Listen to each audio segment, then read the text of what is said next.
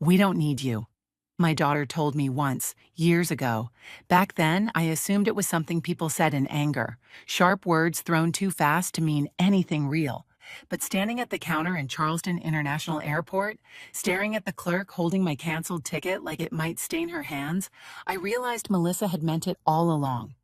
The young woman behind the desk looked uneasy, as though the truth she was about to deliver might bruise me. "Ma'am," she said gently, "your flight reservation has been canceled. The refund was issued to a card under the name Melissa Grant." For a moment, I thought she'd made a mistake. My hearing isn't what it used to be, and Hope has a terrible way of pretending everything is fine. "Excuse me?" I whispered. "That can't be right." She repeated it slowly, kindly, the way people do when they're about to break your heart with facts. "Refund processed under Melissa Grant about an hour ago." My daughter, my only child. The air in that airport seemed to shift, too thin to breathe, too bright to see, too loud to think. Suitcase wheels scraped across the tile, someone coughed behind me, the intercom buzzed overhead, but all of it blurred into a dull, vibrating roar inside my skull. The clerk softened her voice again. "I'm sorry, ma'am, there's nothing I can do." Then my phone buzzed. "Melissa, have fun walking home, loser." Another buzz. "Ryan, stop acting broke, just take a bus." The words cut through the noise like a blade. They didn't just cancel a ticket. They canceled me. I stood there holding the useless boarding pass, heat prickling up the back of my neck. Someone behind me sighed dramatically, muttering about people who didn't know how airports worked. I stepped aside, clutching my purse as if it were the only thing holding me upright. I should have been on my way to Denver to watch my granddaughter play her first piano recital. I'd packed days in advance, ironing my best blue blouse, the one Melissa always said looked too old-fashioned, and baking cranberry muffins for her favorite treat. Now all of it felt foolish. As I turned toward the exit, the polished floor reflected back a version of me I barely recognized. Rounded shoulders, trembling hands, eyes wide with disbelief. I wasn't angry yet. Anger comes later. First comes the hollowing, the feeling that somebody has reached inside you and scooped out everything solid. By the time I reached the parking lot, the air outside had grown thick with humidity. The scent of magnolia and jet fuel swirled together, sweet, sour, heavy. I climbed into my old sedan and sat there for a long time, engine off, phone face down beside me. This wasn't new. Not really. It was just the loudest echo of a pattern I'd trained myself not to hear. Melissa hadn't always been cruel. She was born on an August afternoon when Charleston felt like a simmering pot. Her father, Frank, still had shipyard grease under his nails when he held her for the first time. He died when she was 4. A steel beam collapsed, workers scrambled, and the world went quiet. After the funeral, the shipyard sent flowers. Nothing more. I worked double shifts at the county courthouse after that, sorting case files until my vision blurred, sometimes bringing Melissa with me because I couldn't afford a sitter. She'd sit spinning in the office chair, coloring quietly while I filed motions and scanned reports. Back then, I mistook the silence between us for comfort. Later, I learned it was distance in the making. When she was 11, she said, "You love that courthouse more than me." "I love you enough to keep a roof over our heads," I answered. She rolled her eyes. "You could try harder." And I did. God knows I did. But by 16, her words grew sharper. "You dress like you've given up. Why can't you be more like other moms?" I blamed everything except her heart. Grief, adolescence, growing pains, the world. Then came Ryan. Slick hair, loud laugh, promises that always sounded memorized. The first time he visited, he glanced around my small living room and said, loud enough for me to hear, "So this is what broke looks like." Melissa laughed. She always laughed when he mocked me. That sound crawled into my bones. Every shrug, every scoff, every rolled eye chipped away at me. But I swallowed it all, year after year, because that's what mothers do. Now, sitting in the car outside the airport, I understood something painful and simple. All those little cuts had led to this moment. To a canceled ticket. To a text calling me loser. The resentment that had buried itself deep inside me began rising, slow, steady, inevitable, like water creeping through cracked stone. I remembered last Christmas when she told me to sit in the kitchen so I wouldn't ruin the vibe for her friends. I remembered her saying, "You should be grateful we still invite you." I remembered smiling, pretending it didn't sting. In that humid parking lot, everything crystallized. They didn't want to embarrass me. They wanted to erase me. I started the car, gripping the steering wheel until my knuckles went white. The road home stretched ahead, long and empty, as magnolia trees smeared past in streaks of green and white. A single tear slipped down my cheek, not from sorrow, but from clarity. By the time I reached my little house near Hampton Park, the sun was low in the sky, turning everything gold. I unlocked the door, stepped into the quiet, and saw my suitcase still waiting by the entryway.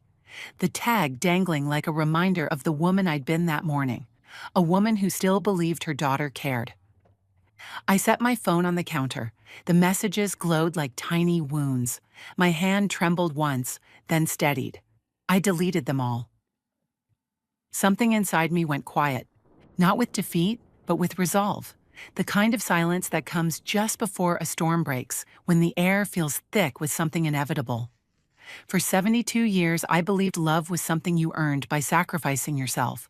That if you gave enough, forgave enough, endured enough, you could finally belong. But standing alone in that small kitchen, I finally understood. Some people don't want your love. They want your compliance. And I was done giving either. That night, the house felt too quiet. The kind of quiet that turns every small sound into something louder than it should be. The tick of the clock, the hum of the refrigerator, the soft buzz of my phone lighting up in the dark. I sat on the old couch I'd kept for years, staring at nothing, my suitcase still by the door, the scent of the cranberry muffins I'd baked lingering faintly in the air. And in my mind, those two short messages kept replaying, stripping away decades of pretending. Have fun walking home, loser. Stop acting broke. Just take a bus. Those words looped through my head like a cruel recording. Every time I thought I had grown used to Melissa's tone, she found new ways to make me feel small. That had always been her quiet talent, cutting deep without ever raising her voice. I used to tell myself she didn't mean it, that she didn't hear how sharp her words were. But sitting alone in that stillness, I finally understood. She knew exactly what she was doing. My mind drifted to the first time I saw that look in her eyes, the one that told me I wasn't enough. She must have been 8 or 9, sitting at the kitchen table while I glued the sole back onto my work shoes because payday was still a couple of days away. She watched me and wrinkled her nose. "You should just buy new ones, Mom. People will think you're poor." It stung, not just because she said it, but because she had learned to think that way so young. I smiled, told her we had to be practical, but I turned away so she wouldn't see the tears gathering in my eyes. As she got older, that distance sharpened into something colder. After Frank died, she blamed me for everything that followed. The long hours, the hand-me-down clothes, the tired dinners of rice and beans. She didn't see the world I was holding together with my bare hands. She only saw what she thought she was missing. And then came Ryan. Slick hair, rehearsed charm, confidence that felt more like insult. The first time he stepped into my home, he glanced around and said, "This place could use some upgrades." Melissa laughed. She always laughed when he mocked me. That sound crawled under my skin and settled there. After that, dinners at my house felt like examinations I was destined to fail. Ryan would make little jabs. "Do you always buy store-brand groceries?" Or, "Must be hard keeping up with bills on a fixed income." Melissa never stopped him. Sometimes she even added her own. "Mom's proud. She'd rather go without than admit she needs help." Every word chipped away at me. I wasn't her mother anymore. I was a mirror she used to feel superior. I lay awake after those visits, wondering where I had gone wrong. Maybe I'd been too soft. Maybe I'd given too much. Maybe if I'd let her struggle a little, she'd understand what it meant to build a life instead of assuming one would be waiting for her. Then I remembered last Christmas Eve, the hour-long drive through the rain, balancing a tray of cookies in my lap, hoping to spend the night with them. Melissa opened the door, shining for her guests, music and laughter behind her. Her smile slipped for just a second before she said, sweet as honey, Mom, can you sit in the kitchen? We're taking pictures, and I don't want you to feel uncomfortable. I nodded, pretending it didn't hurt, pretending the warmth in my hands wasn't leaving my body. I sat alone in that kitchen while her laughter traveled down the hall, cleaning up after everyone like a stranger hired for the night. And now, sitting in my quiet living room, I realized that every one of those small moments had led here. The canceled ticket was just the final crack. She had been pushing me away for years, and I had been pretending not to feel it. I told myself she was stressed, that marriage changes people, that eventually she would see me again the way she once did. She never did. The resentment inside me wasn't loud or fiery. It was steady, a weight settling onto my chest, familiar and honest. It wasn't about money, not really. It was about being treated like I didn't matter after everything I had done to make her life possible. I looked around my small living room, the faded photographs, the bills neatly stacked, the life I had built alone, and understood just how much of myself I had spent trying to prove my worth to people who had already decided it was nothing. I turned off my phone and set it face down on the table. The house grew still again, but the quiet no longer frightened me. For the first time in years, I wasn't waiting for anyone to call or apologize. I already knew they wouldn't. I sat there breathing slowly, feeling something shift inside me. Not peace, not yet, but something close. A decision forming soft as a whisper. If they could cancel a ticket that easily, maybe I could cancel something too. The part of me that kept begging to be loved by people who had forgotten how. The next morning, the world outside looked unchanged. Birds on the fence, sunlight slipping through the curtains, but something inside me had shifted.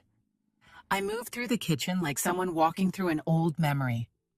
The coffee maker hissed softly, just as it had for years, yet even that familiar sound felt foreign now. My hands didn't tremble anymore. They felt steady, almost intentional, as if they already understood what needed to come next. I had spent my entire life believing that silence kept the peace, that swallowing pain made me good, made me loving. But the longer I replayed Melissa's voice in my mind, the clearer it became. She had mistaken my silence for weakness. She believed she could take everything, even my dignity, because I had trained her to think she could. I opened the hallway closet and reached for the small gray filing cabinet on the top shelf. It was heavier than I remembered. I carried it to the kitchen table and brushed away a thin layer of dust. The metal tag on the front still read, "Regrets and Receipts." It had started as a joke, a way of softening pain with humor, back when I still believed wounds could be laughed away. The key sat exactly where I'd left it years ago, in the teacup by the counter. When I turned it, the lock clicked open with a sound that was sharper and more satisfying than I expected. Inside were folders, neatly labeled in my handwriting. Bank statements, property deeds, investment notes, insurance forms. I'd always been careful, always organized.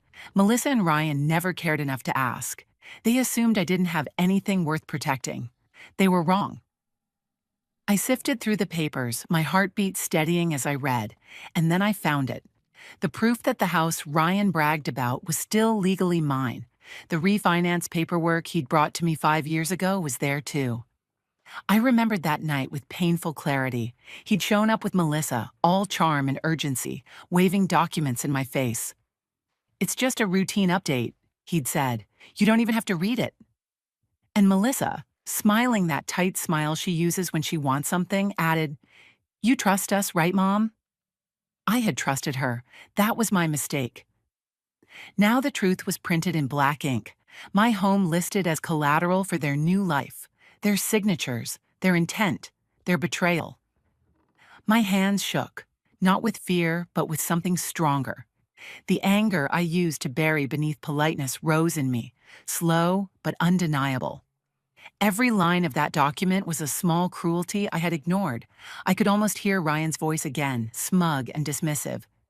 "You don't need to worry about details, Eudora. Leave the finances to us." That memory hurt more than I expected. It reminded me of Frank, gentle, steady Frank, who used to say, "Never sign anything you don't understand." I had broken his rule for the people I loved most. Now I had to fix it.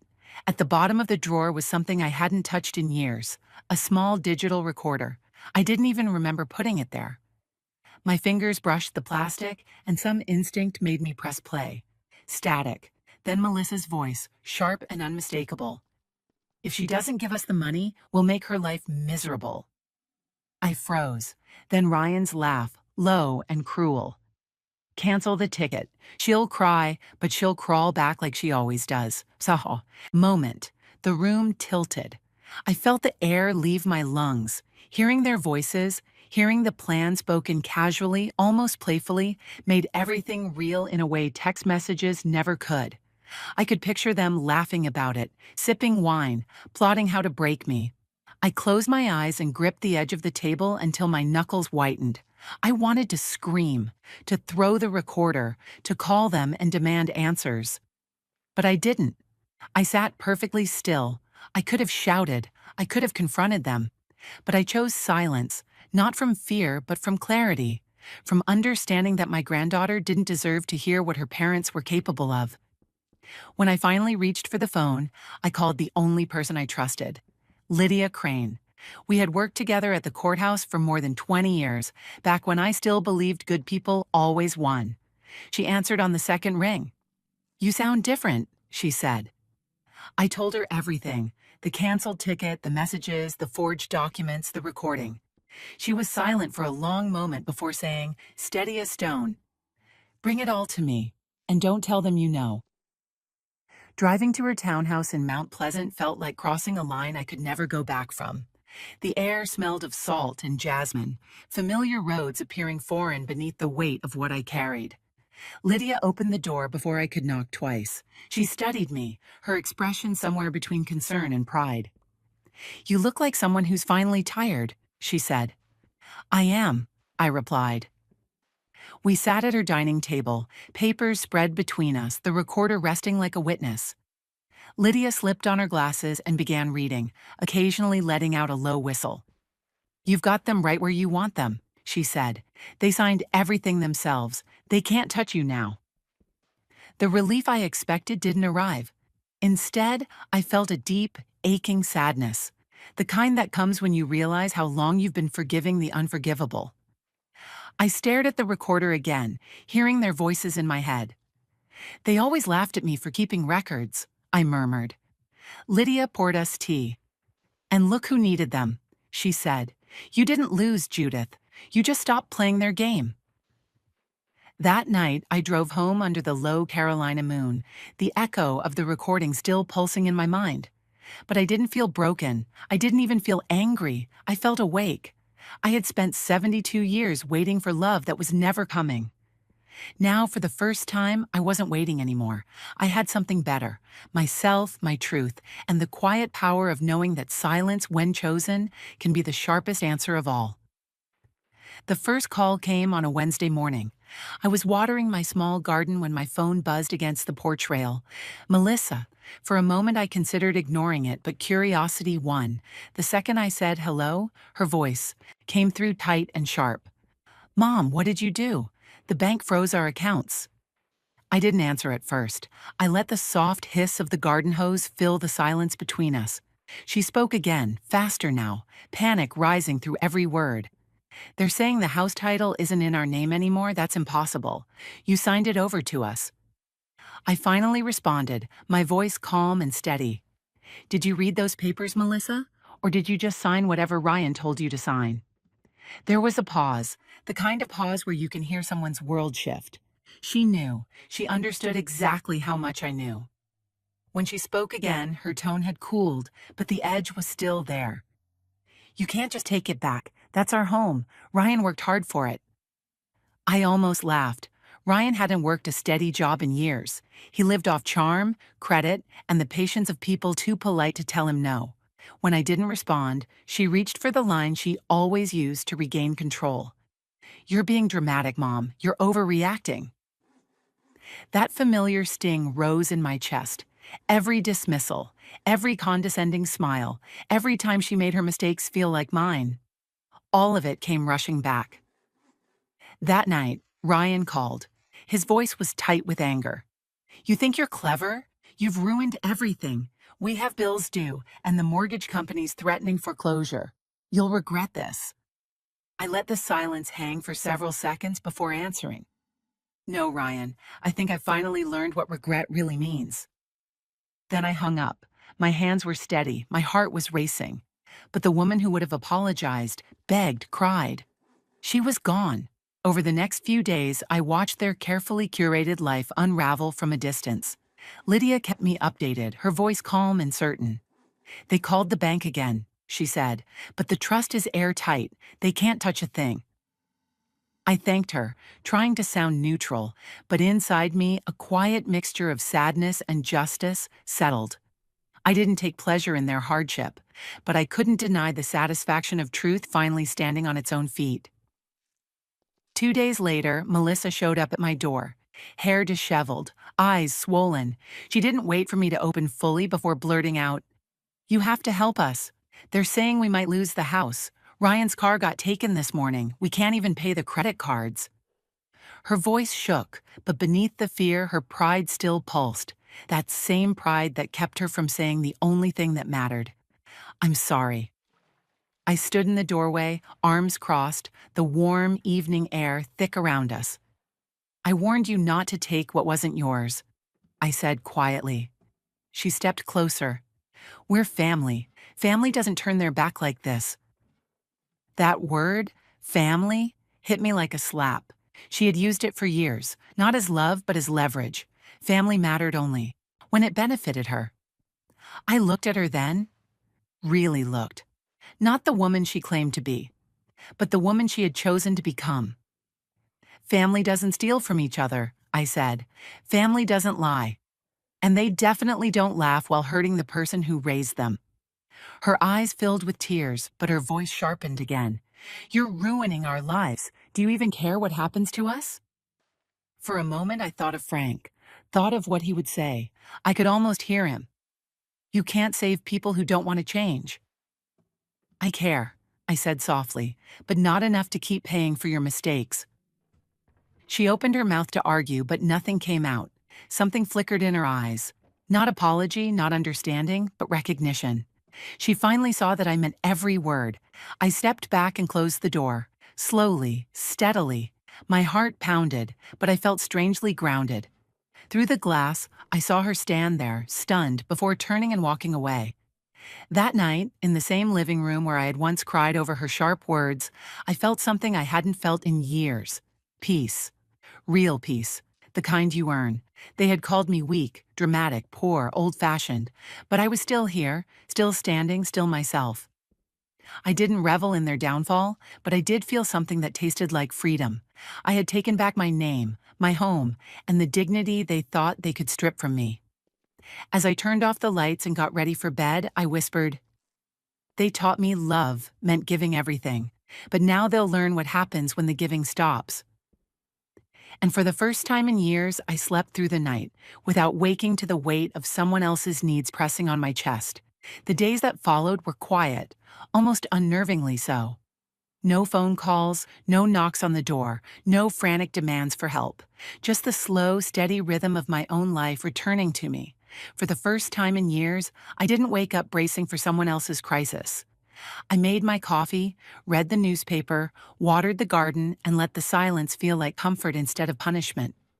But peace can feel strange when you've lived too long without it. Sometimes I caught myself listening for Melissa's voice, waiting for another insult, another accusation. Instead, there was nothing. Just the hum of the ceiling fan and the steady sound of my own breathing. It was a Thursday morning when the email arrived. I was sitting at the kitchen table sorting through old mail when my laptop chimed. The sender was a name I didn't recognize. The subject line read, "You reminded me of my grandmother." I hesitated, then opened it. A young woman named Claire introduced herself, a paralegal who'd assisted Lydia with my trust documents. "I hope you don't mind me writing," she said. "I heard what you did, how you finally stood up for yourself after being mistreated. My grandmother went through something similar, but she never found her voice. You reminded me that it's never too late to protect yourself." I read that message 3 times. My eyes blurred each time. It wasn't sadness. Not exactly. It was the feeling of finally being seen after years of fading into the background. A stranger, someone who owed me nothing, understood what it cost me to stop begging for respect. That tiny email felt like a lifetime of validation. Later that afternoon, my phone buzzed again, and this time, the name on the screen made my chest tighten. Melissa. I almost didn't open it. Her text was short. "We lost the house. Ryan blames me. I hope you're happy." Another followed seconds later. "You've destroyed our family." I stared at the screen, waiting for guilt to rise in me. The old ache Melissa always counted on. But it didn't come. All I felt was the faint echo of what used to hurt me. I typed one word, "Goodbye," then I deleted it before sending. Silence was my answer. The next day, a letter came in the mail. No return address, but the handwriting, those sharp, impatient loops, was unmistakable. Inside was a single page filled with blame. She wrote that I'd abandoned my own blood, that I'd left her with nothing, that I'd never been the mother she needed. She ended with, "You'll die alone and I won't feel sorry." I held the letter for a long time. Her words should have broken me. Instead, they made everything clear. Every cruel sentence only reminded me of why I had finally chosen myself. I folded the letter, slid it back into the envelope, and placed it in the drawer with the rest of my old papers. Not out of bitterness, but as proof of how far I'd come. That evening, Lydia stopped by with a basket of peaches from her backyard. We sat on the porch, sipping tea as the sun sank behind the trees. "You look lighter," she said. "Maybe I finally learned to let go," I answered. She nodded, and for a while we simply listened to the crickets and watched the sky darken. After she left, I stayed outside, letting the night settle around me. My phone buzzed again, a new message from an unknown number. It was Claire. "I hope you're proud. What you did helped more people than you know." I typed back, "Thank you. I finally am." The air smelled of jasmine and rain. I walked into my garden, running my fingers across the tops of the flowers. For the first time in years, I didn't feel old or forgotten. I felt steady, whole. Melissa might never understand what she took from me. She might never apologize, but she also couldn't hurt me anymore. I had spent too many years giving, explaining, forgiving, shrinking myself to fit someone else's expectations. Now I finally understood what it meant to be free. Not because she changed, but because I stopped waiting for her to. As the night wrapped itself around me, I whispered into the quiet. You don't have to deserve love. Sometimes rejection is just another name for freedom. And if you've ever felt invisible, if you've ever been told you are not enough, remember this. Peace doesn't come from being needed. It comes from knowing your worth when no one else does. And maybe, just maybe, that's where real strength begins.